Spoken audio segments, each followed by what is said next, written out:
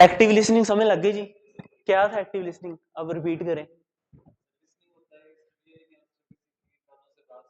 जी जी जी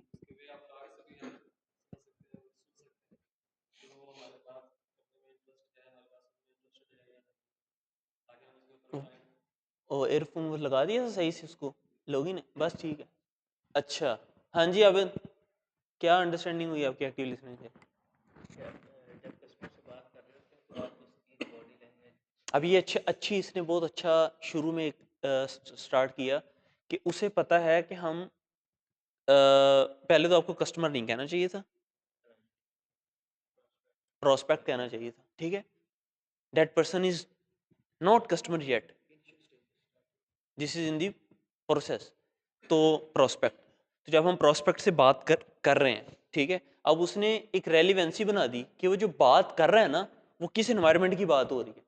active listening normally मतलब कि किसी और डायरेक्शन में, लेकिन उसने प्रोस्पेक्ट या क्लाइंट का लफ्ज़ क्या है कि उसने बता दिया कि हम बेसिकली एक स्पेसिफिक इन्वायरमेंट की बात कर रहे हैं, 1-to-1 इन्वायरमेंट की। हाँ जी, जब हम अपने प्रोस्पेक्ट से बात कर रहे थे तो उसकी बॉडी लैंग्वेज, उसके जेस्चर, उसके बात करने के अंदाज, उसकी इमोशन और उसके पॉजेज, उसका फ्लो, यस तो इन सब चीज़ों को सुनते हैं, यस एग्जैक्टली। तो उससे आपको पता चल जाता है कि आप आपने डिसाइड, आपकी डिसीजन मेकिंग में, आपकी जजमेंट में हेल्पफुल होता है वो, ठीक है। वो जो एक्टिव लिसनिंग है, इट हेल्प्स टू जज और टू टेक द डिसीजन। जी, ये परसिस्टेंसी भी इसमें ही आ जाएगा फिर, परसिस्टेंसी उसके एंड से है, उसके आपके एंड से नहीं है, क्योंकि उसने जज करना है कि आप अपनी बात में कितनी पुख्तगी और आपकी कितनी कंसिस्टेंसी है उसमें, मतलब आप अपनी बात पे जी सी, वो उसके एंड से है। बट परसिस्टेंस में उसने आपको जज करना है और एक्टिव लिसनिंग में आपने उसे जज, दोनों तरफ से, वो क्योंकि एक्टिव लिसनिंग में दोनों दोनों तरफ से बायलैटरल है, दोनों तरफ है। उसने आपको सुनना है, उसने फर्ज करें अगर आप अपने जो वर्ड्स हैं उसमें परसिस्टेंट नहीं है, इसका मतलब जज कर रहा है, इसका मतलब वो सुन रहा है आपको, समझ रहे हैं। और एक्टिव लिसनिंग में स्पेसिफिकली प्रोस्पेक्ट को जज करना है आपने, उसका बिहेवियर, उसके पॉजेस को, उसकी आंखों के फिरने को, उसके वर्ड्स के मध्यम हो जाने को, उसकी एनर्जी के गायब हो जाने को, इन्वायरमेंट को अंडरस्टैंड करना है। वो जो 1-to-1 इन्वायरमेंट है ना, इन्वायरमेंट के अंदर हर चीज आ जाती है। यार पहले तो ये बड़ा फॉर्मल बैठा था, अब ये ऐसे हो गया, ठीक है। This is not a way to see it, एक एक एथिक नहीं है, इसका मतलब है यार ये आज मुझे अभी स्टिल इस पॉइंट पे एथिक नहीं दे रहा है, कल मेरे साथ जा क्या करेगा। You get it? अभी मैं गया हूं तो ऐसे बैठा है, चाय लाएं, पानी पिलाएं, यस यस यस, आंखों में आंखें हैं, 1-to-1 है, आई टू आई कॉन्टेक्ट है, बात सुनी जा रही है, आपकी प्रॉपर बात का रुकने का वेट किया जा रहा है, जब आप बोलना रुकते हो फिर मैं आपको रिस्पॉन्स करता हूँ, और suddenly after the fall of 2 minutes आप ऐसे कर रहे हैं, मोबाइल पकड़ के निकाल के आप इधर उधर देख, समझ रहे हैं। इन्वायरमेंट को अंडरस्टैंड कर लिया आपने, environment is the best appropriate word, ठीक है। उस सारी चीज आपकी कैलकुलेशन, ठीक है जी। नेक्स्ट पॉइंट जी। ये परसिस्टेंस उसी हिसाब से क्लाइंट के प्रोस्पेक्ट के लिहाज से देखें, जी जी तो फिर हम भी एक्टिव लिसनिंग जो दोनों तरफ से होता है, एग्जैक्टली जो परसिस्टेंसी आ जाती है, ये भी जी हम भी थोड़ी बहुत जज कर सकते हैं, एग्जैक्टली उसी के लिहाज में रिलेटेड ही आ जाता है जी आपके जी। आए नाम ले कम ऑन, कोई नहीं रहा है, आजा। एक ही सूल है बस, जो बंदा बोल रहा है तब नहीं किसी ने बोल कौन बैठा है? अरसलान। अरसलान बैठा है, ठीक है, ओके।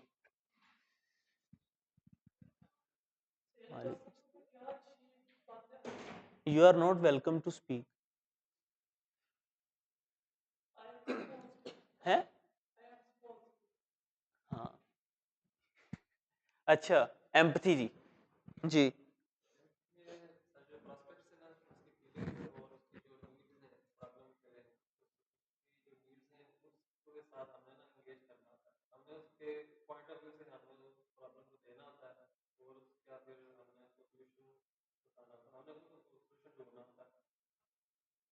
आई गेट इट जी। उसके पॉइंट ऑफ व्यू को समझना होता है समय जो वो क्राइसिस फेस कर रहा है या जो इशू फेस कर रहा है उसमें एमसी का मेन तो रहता है हमदर्दी में, तो क्लाइंट से हमदर्दी वगैरह दिमाग लड़ाएं। अच्छा यहाँ पे इस एलिमेंट को यहाँ पे क्यों मेंशन किया है कि वो नहीं बेचना जो आपके पास बेचने के लिए है, अगर उसकी जरूरत नहीं है तो उसे हमदर्दी से यानी कि उसके इमोशन एम्पथी का मतलब वो सिंपथी होता है, जो हमदर्दी है ना that is sympathy, that is not empathy. अच्छा आपने देखना है कि क्या मेरी जो सर्विस है इसके इन्वायरमेंट के साथ फिट बैठ रही है, क्या मेरी जो सर्विस जो मैं देने आया हूँ या जो मेरे पास मौजूद देने के लिए सूटेबल है कि नहीं है, उस कैटेगरी में आता है नहीं आता। मतलब कि बातचीत करने से उसका मे बी बजट ओरिएंटेड नहीं है, आपको फील हुआ उसके बावजूद नहीं है जी कि नहीं, आपको पता चल गया है कि ये मेरे सर्कल में नहीं है, फोर्सफुली आपने उस चीज़ को मतलब कि पुश करना है।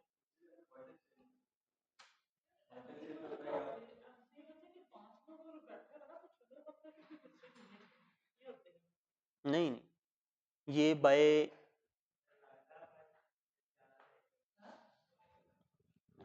ऐसा नहीं है कि चेयर की गैर मौजूदगी की वजह से खड़े हैं जी जी, वो किसी वजह से खड़े हैं।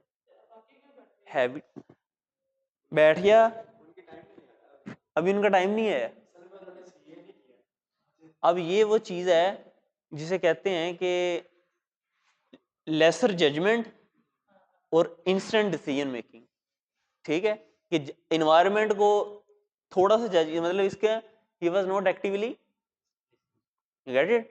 चलो अच्छा, एम्पथी ये है कि आपके पास जो आसान अल्फाज में यहाँ पे उस एलिमेंट का मेंशन होना क्यों जरूरी है कि आपके पास जो सर्विस देने के लिए है लाजमी नहीं है कि वो उसके कारोबार के साथ बिल्कुल बेस्ट फिट हो, बिल्कुल मैच करती हो, समझ रहे हैं? और अगर वो नहीं लेना चाह रहा 100% फोर्स की तरफ नहीं जाना, समझ रहे हैं? तरलों वाली कोई सीन नहीं है। आपने एक्टिव लिसनिंग का जो पहले मेंशन किया एलिमेंट, आपको खुद ही रियलाइज हो जाएगा, आप खुद ही आपका आप जज कर पाएंगे, आप डिसाइड कर पाएंगे कि क्या इसके साथ मतलब कि मैंने मजीद कंटिन्यू करना है, बातचीत को उस तरह कंटिन्यू करना है। ठीक है, एम्पथी जो होती है ना, आप कुछ कहेंगे एम्पथी के बारे में? जी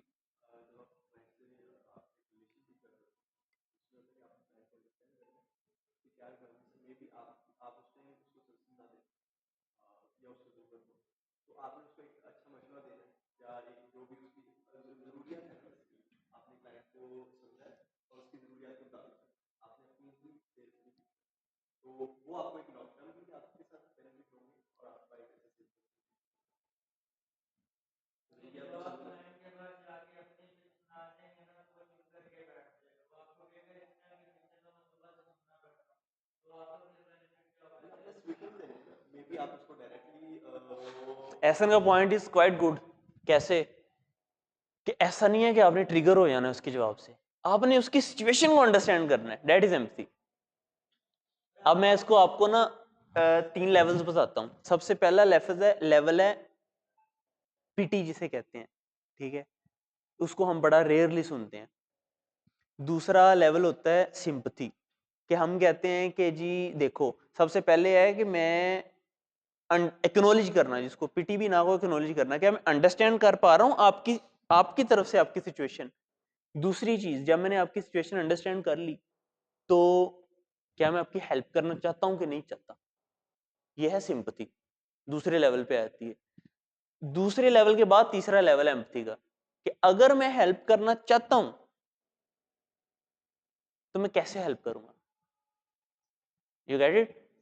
ये इन तीनों के दरमियान को रिलेशन है। और ऐसा ने जो पॉइंट किया है, ऐसा देखें, जब सुबह से बंदा मे बी उसके पास डेली ही मे गेट 50 कॉल्स, ही मे गेट 10 कॉल्स, ही मे गेट 5 कॉल्स, 3 कॉल्स, तो रोज मतलब कि उसके पास कोई ना कोई लोग उससे आउटरीच कर रहा है, कोई अप्रोच कर रहा है, तो जो भी वो जवाब दे, ऐसा नहीं है आपने उसे ट्रिगर हो जाना है, आपने उसकी सिचुएशन को एक्नॉलेज करने की कोशिश करनी है, उसको सिंपैथाइज करने की कोशिश करनी है, उसको अंडरस्टैंड करने की कोशिश करनी है, क्या फिर आप उसका डिसाइड कर पाएंगे। एम्पथी के बगैर तो आप हर बंदे को जाकर कहेंगे यार कैसा चवल बंदा है। और वसीम का पॉइंट था फॉलो अप का, ऐसा नहीं है कि फॉर इंस्टेंस पहली ही मीटिंग में, पहले ही पैचअप में आपकी वो जो आप ख्वाहिश लेके आए दिल में पूरी हो जाए, ऐसा नहीं होता। रियल वर्ल्ड में it does not make sense anymore कि आपकी ख्वाहिश आपके ही टाइम पे पूरी हो। समझ रहे हैं कि आप सेल सेल ऑक्यूपाई करना चाहते थे, आप कहते हैं अच्छा जी एक मीटिंग में जी मैं तो एक्सपेक्टेंसी के साथ, एक्सपेक्ट तो करना ही नहीं है ना, ठीक है, जो रिएक्शन आ रहा है फिर उसके साथ एम्पथाइज होना है, ट्रिगर नहीं हो जाना उससे।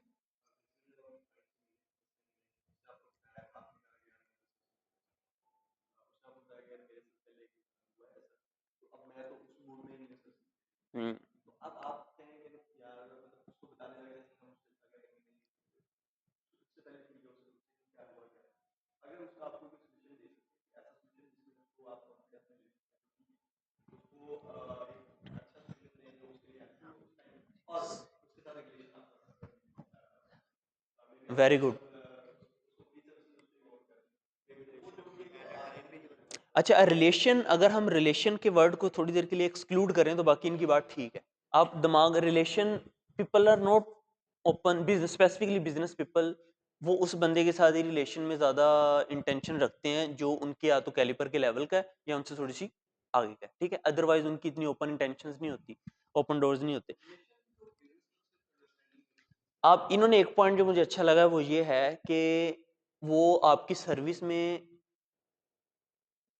किसी पास्ट एक्सपीरियंस की वजह से इंटरेस्टेड नहीं है, ठीक है, तब आप उसके लिए आप क्या कर सकते हैं, ठीक है, आप वो सर्विस नहीं लेगा आपसे, ठीक है, अगर वो नहीं लेगा तो फिर या तो आप कर सकते हैं कि बिल्कुल क्रॉस, या आप कहते हैं कि यार आई हैव टू एम्पथाइज, चलो मैं कुछ ना कुछ कर सकूं, तो कुछ ना कुछ करने में आपके पास या तो कुछ मशवरा हो सकता है आपकी, जो आपने क्योंकि उसकी जो सारी सिचुएशन अंडरस्टैंड कर ली, फिर आप उसे कोई ना कोई मशवरा दे सकते हैं कि वो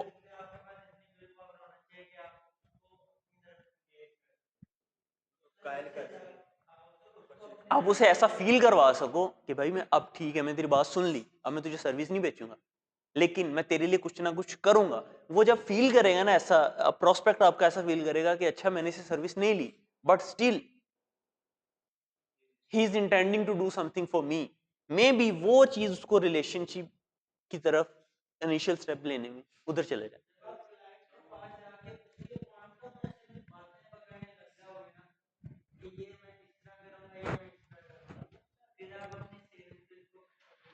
active listening, he is talking about active listening. उसने कहा बातों में से बातें पकड़ना, क्या मतलब है इस बात का, एक्टिव लिसनिंग, ठीक है, कि आपको पहले 2 मिनट में ना 90% क्लाइंट्स आपको क्लियरली जज हो जाते हैं, ये हमसे खरीदेगा नहीं खरीदेगा।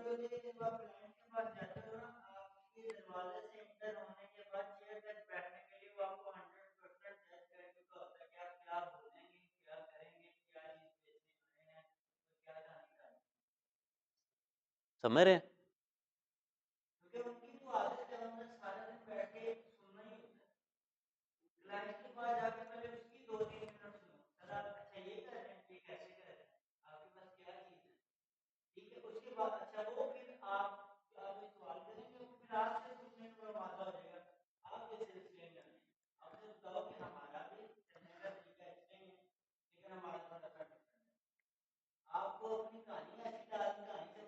रिलेट करना,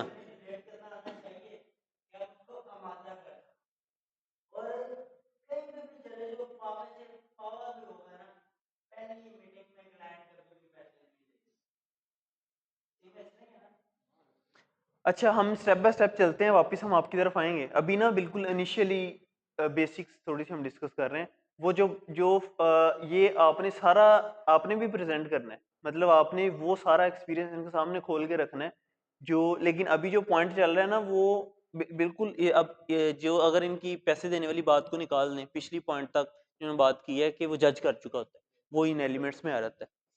एम्पथी के अंदर अभी हमने जो बात की है रिवाइज करें अब, एम्पथी को क्या आप समझें?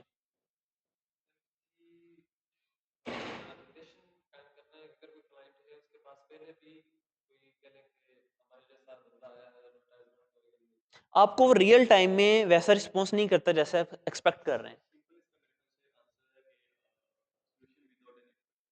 Yes, giving value without expectation. Expectations तो ऑब्वियसली होती हैं, एक्सपेक्टेशन है ही नहीं तो हम झाग मारने तो नहीं ना गए वहाँ पे, ठीक है।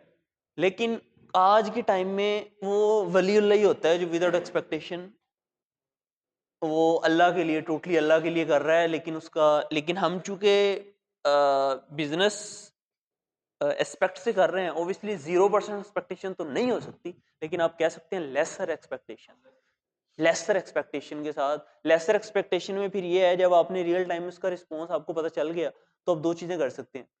या तो आप दरवाजा बंद करके बाहर आ सकते हैं, आप कहेंगे यार ये बिल्कुल चवल बंदा है, इसने खरीदना ही नहीं है तो हम बात करें क्यों या इसकी सुने क्यों।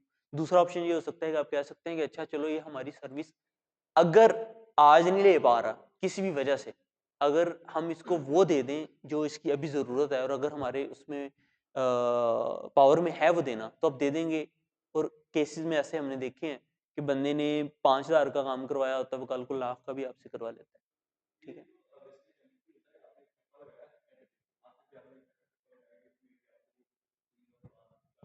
फॉलो अप कर सकें। हम्म,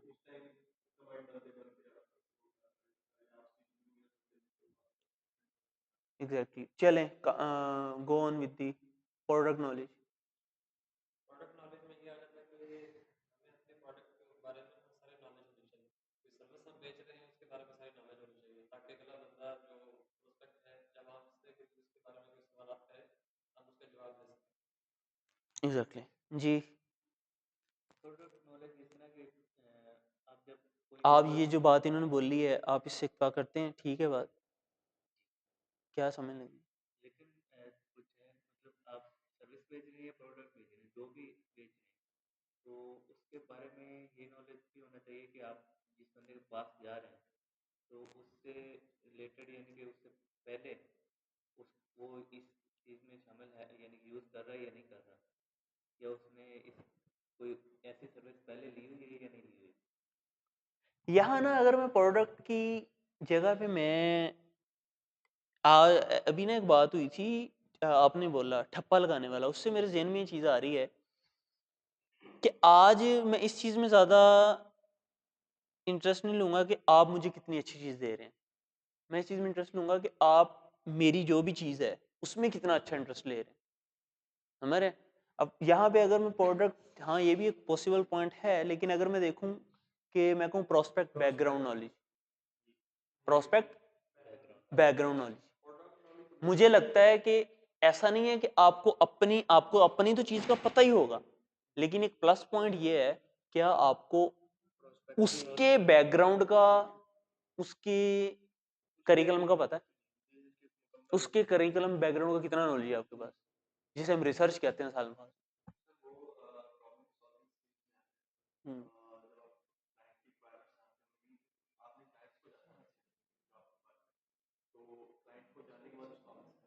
मैं हमारी प्रोडक्ट एक तरफ, मैं उनकी चेन एक तरफ, अभी प्रॉब्लम्स पे तो बात नहीं ना आई।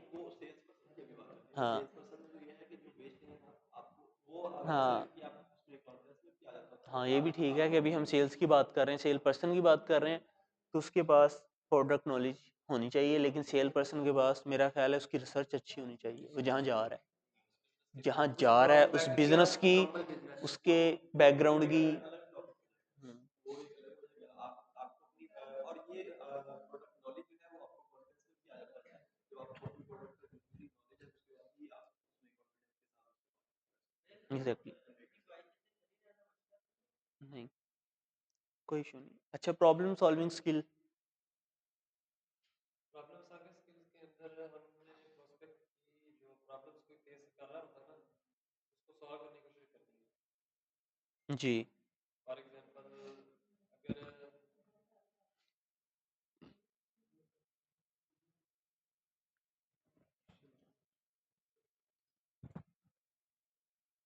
जो भी प्रॉब्लम्स चलें, आसान अल्फाज में जो प्रॉब्लम्स वो फेस कर रहा है। यानी कि कोई भी उसके साथ प्रॉब्लम आ रही है ना तो सेल मैन ने उसको हल करके देना,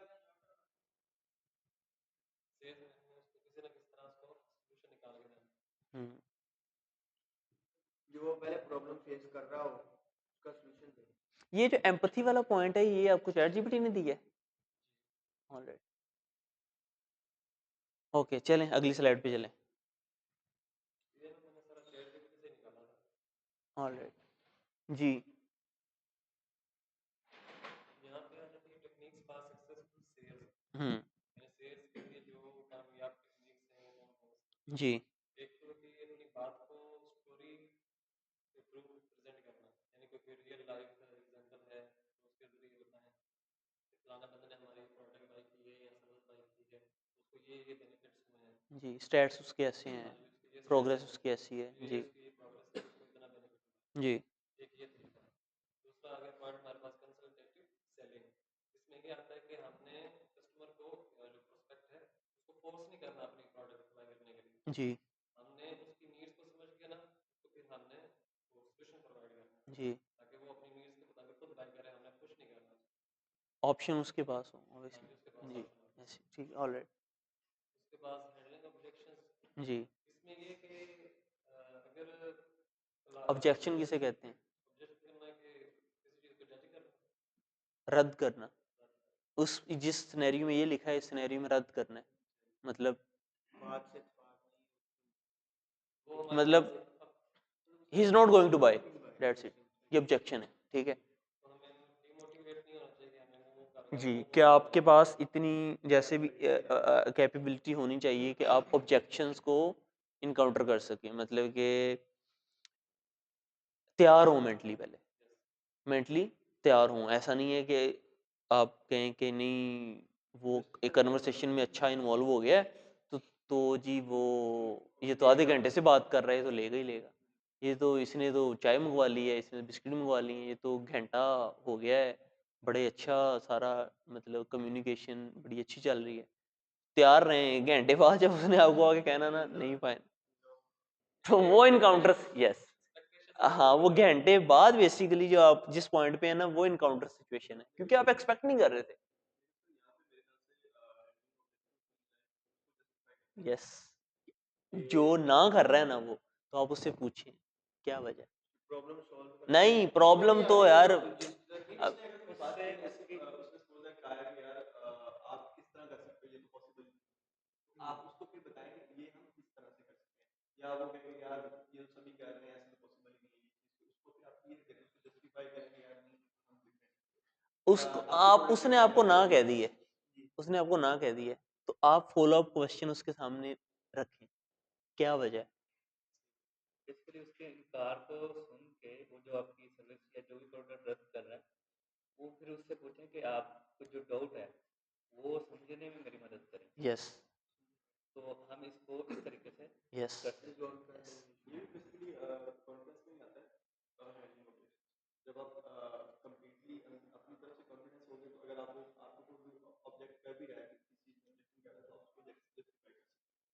तो मेन इसका मेन जो है वो ये है कि आपने क्लाइंट को उसने जो भी प्रॉब्लम दी है या उसने जो भी ऑब्जेक्शन लगाई है आपकी बात को उसने कहा नहीं आपसे नहीं बात कर रहे, आप उसको जस्टिफाई कर सकते हैं। दो पॉइंट बेसिकली मैं बताता हूँ। मिक्सअप वो कह रहा है मिक्सअप हो गया, दो चीज़ें हैं।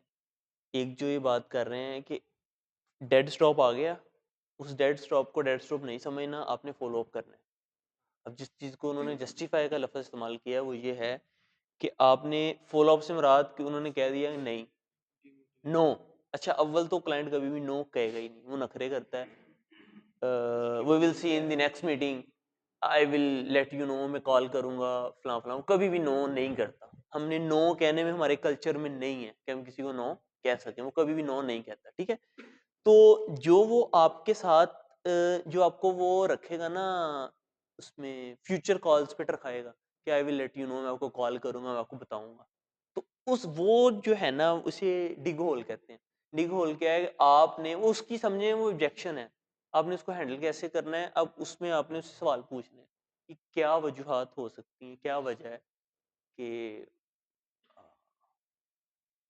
आप क्यों नहीं मतलब कि वो आप क्या समझ रहे हैं कि आप सर्विस क्यों नहीं ले रहे, या आप क्या रीज़न है। रीज़न मतलब जैसे आपने भी बात की कि रीजनिंग में जाना है ठीक है, एक इसमें ये है हैंडलिंग ऑब्जेक्ट कि एक एम्पैथेटिकली आपको तैयार रहना चाहिए, एम्पैथेटिकली सॉरी कह रहा हूँ, रैशनली आपको तैयार रहना चाहिए दिमाग से कि घंटे की कम्युनिकेशन हो भी गई है तो आखिर पे आगे काउंटर सिचुएशन आएगी। तैयार रहना है, यस नो, दोनों चीजों, ठीक है। एक ये है कि ऑब्जेक्शन हैंडल कर लिए, दूसरा कि जब ऑब्जेक्शन आ गया तो अब क्या करना है, तो अब करना क्या है, मतलब रिस्पॉन्ड क्या करना है, बिहेवियर में क्या उसे रिस्पॉन्स और फॉलो अप क्वेश्चन डाल दें, फॉलो अप क्वेश्चन डाल दें कि जिसमें लफ्ज है डाउट का, उसके डाउट कोई ना कोई डाउट या अनसर्टेनिटी होगी जिसकी वजह से उसने आपको ऑब्जेक्शन दी है, तो कोशिश करें उस डाउट या अनसर्टेनिटी को समझने की, अंडरस्टैंड करने की। मे बी अब वो आपसे खरीदे ना खरीदे, लेकिन नेक्स्ट टाइम जब आप सेम सिचुएशन एनकाउंटर करेंगे आपको उसके क्वेश्चन याद, उसके जवाब याद आ जाएंगे कि उसने ऑब्जेक्शन क्यों दी थी एट फर्स्ट प्लेस। एक क्लाइंट की दी हुई ऑब्जेक्शन का अगर जवाब मिल जाता है आपको, तो नेक्स्ट प्रोस्पेक्ट में आपको वो आपकी सिचुएशन अगर पैदा भी होती है इनकाउंटरिंग से पहले पहले उसको आप टैकल करते हैं, समझ रहे हैं? हाँ जी, बिल्डिंग, ये क्या है जी, रैपट क्या है, व्हाट इज दिस? ये मैंने शेयर किसी से निकाला था। ये होता है कि अगर किसी क्लाइंट और प्रोस्पेक्ट है जी, prospect है ना, उसके साथ हमने एक फ्रेंडली माहौल बनाना है, उसका हमने ट्रस्ट इसका मतलब क्या है, फ्रेंडली रिलेशन बनाना इसका है। मीनिंग देखिएगा। अच्छा, ये मैंने पहली दफा पढ़ा है लफ्ज। अच्छा, बिल्डिंग रैपर्ट कहते हैं इसको जी, connection, building connection, relation, building connection. Relationship is not the,